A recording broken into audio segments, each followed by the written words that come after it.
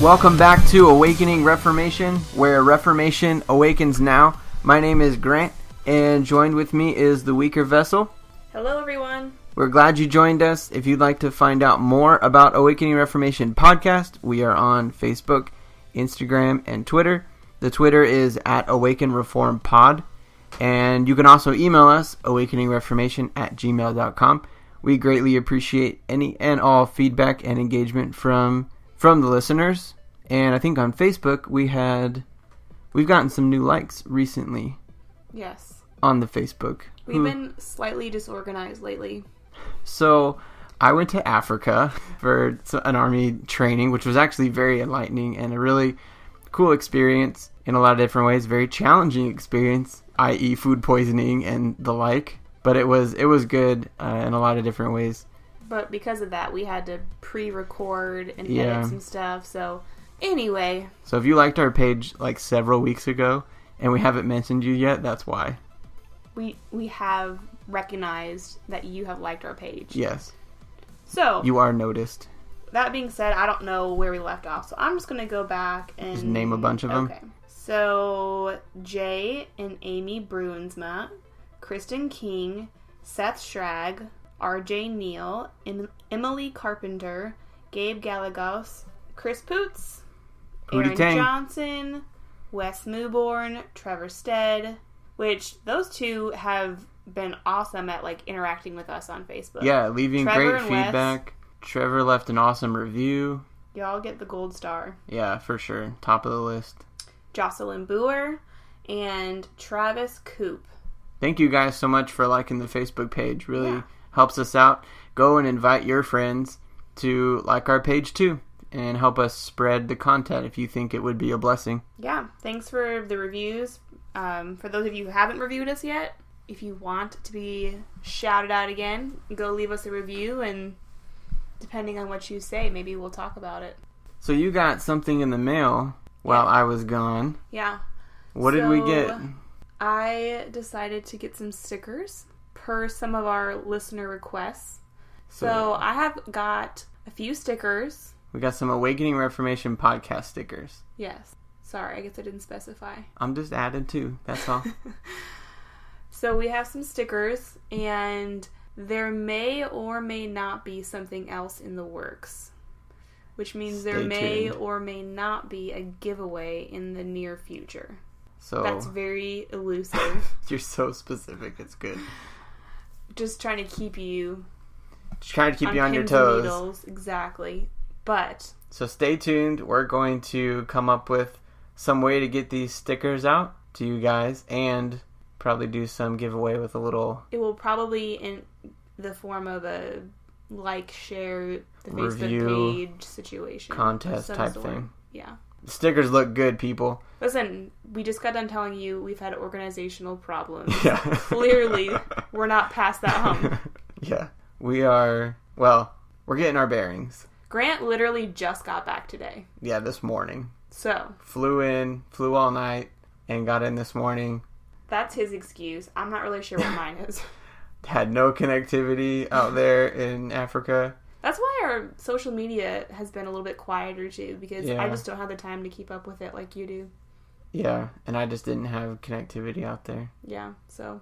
Which I hope everyone could understand. But again, continue to encourage all the feedback. You guys are awesome. You have questions, episode topic suggestions, something that may be Christian culture or a theological issue. We would love to cover it. We'd love to look at it from a biblical standpoint and help, dissect some stuff. So that's kind of what we're doing tonight. Yeah, so tonight we have had a lot of people mention this sort of topic, and Ericha told me that she's had several people in just the last few weeks bring this up to her, and it just kind of made her turn her head a little bit and go, is that really what the Bible is teaching about this? And how does a Christian go about this? So several of my friends and family members, because I've done a lot of traveling in the last couple of weeks, have talked about being a peacemaker, and not all of the times they spoke about it was used wrongly, but there were a couple times when I noticed that people were saying that they were going to be a peacemaker, and they basically were using it not in a biblical way, but basically as their cop-out to not engage in coming up with a solution to a very big problem in their life or someone else's life. And so they would just say, well, I don't need to get involved in that. I'm just going to be a peacemaker. Blessed are the peacemakers. You just said it. I'll just read it quick.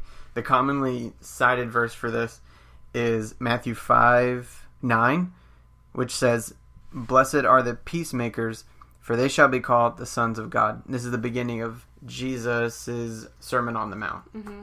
But anyway. So I kind of noticed that in their minds, instead of engaging into the problem that they were faced with, or maybe a conflict with another person or something, instead of dealing with it, they would just say, well, I'm just going to choose to be a peacemaker and just not deal with it. And I just, honestly thought to myself, that's not what that means. Being a peacemaker doesn't mean pretending the problem doesn't exist or shrugging off your responsibility to engage in forming a solution or something. But anyway, that topic has arisen, I think, probably 3 times in the last 2 weeks, and it just was something that kept coming up in conversation. So I thought, let's talk about that. That might be something interesting to talk about, because I think even growing up, that's kind of how I just recall people talking about being a peacemaker. Like, being a peacemaker was someone who just overlooked an offense, or someone who just minded their own business, or stayed out of trouble, or kept their nose to their own grindstone. Keep sweet. Yeah, keep sweet.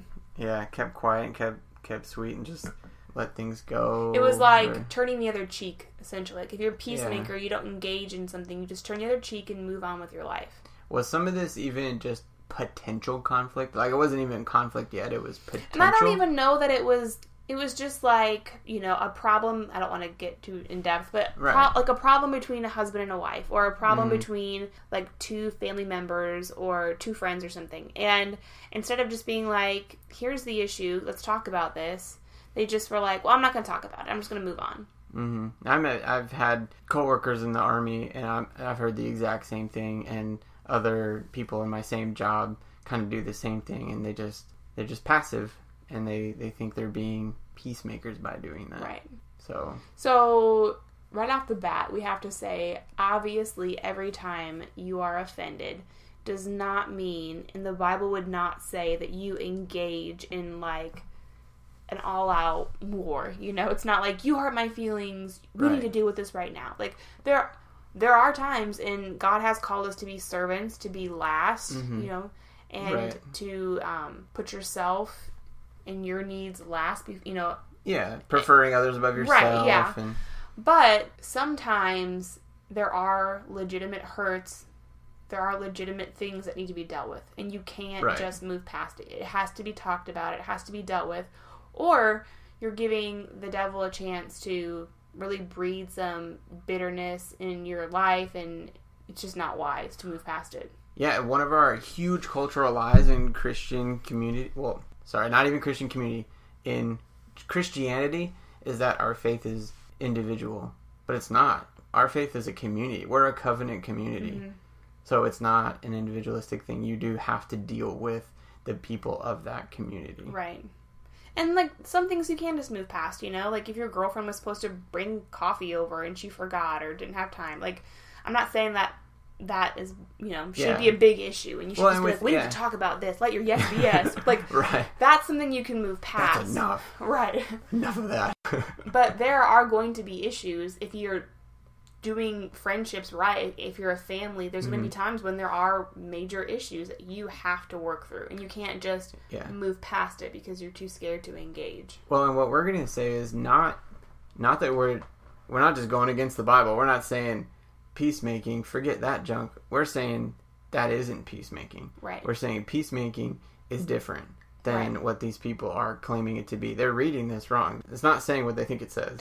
Right. Well, and after I heard it for the 3rd time in a 2-week time frame, I thought to myself, like, is that really how the Bible portrays peacemaking? Because it just doesn't seem right to me. And I started thinking about, what does the Bible say about making peace? How has God revealed to us in scriptures, in His Word, how to make peace? Mm-hmm. And we clearly see it, page after page, of just the gospel message. Jesus making peace for us on our behalf. We were at enmity with God, and there was God's wrath directed towards us. Yeah.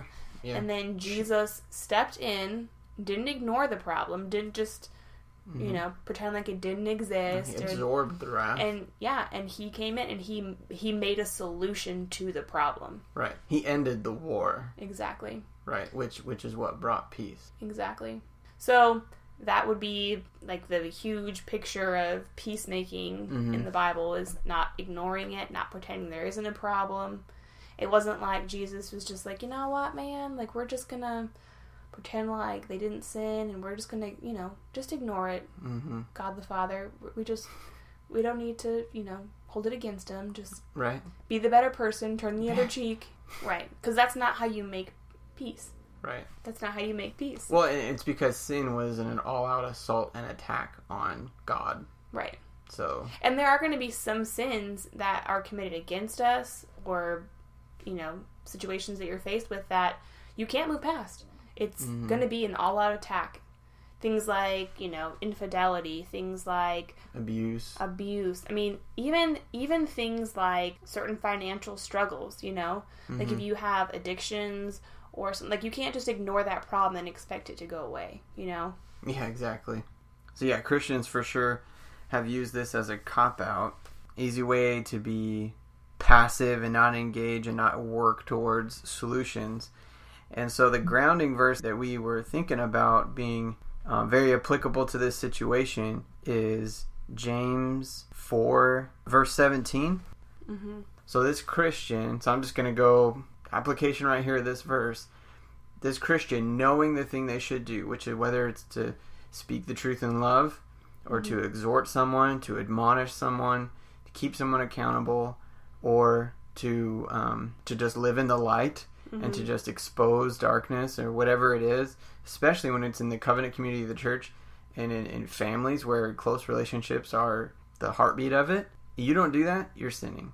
You're not doing the good thing, and it's all over the Bible where we should be doing this. And we don't have time to go through every single verse where we're exhorted to do this sort of thing. So just point blank, don't do that, you're sinning. So now we need to work towards... Well, I think sometimes Christians think that, like, if you sin, it's because you do something, It's like the sin of commission, right?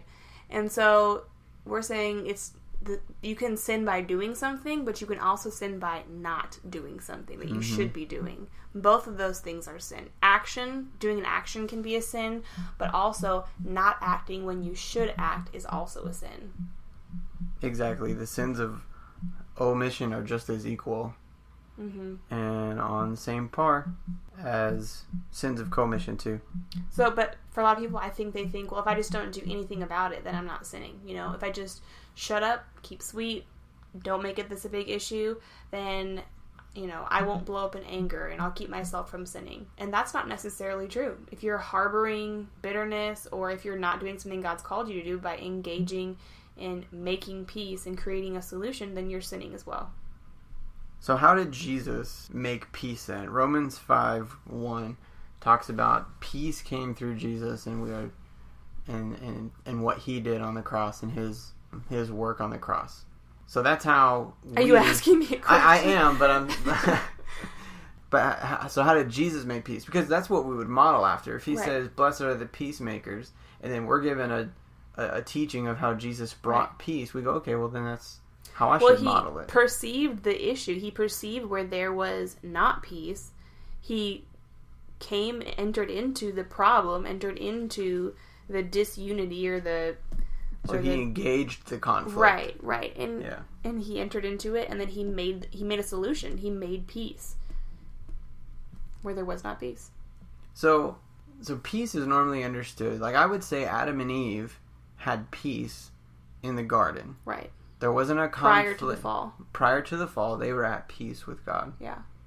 Since the fall, all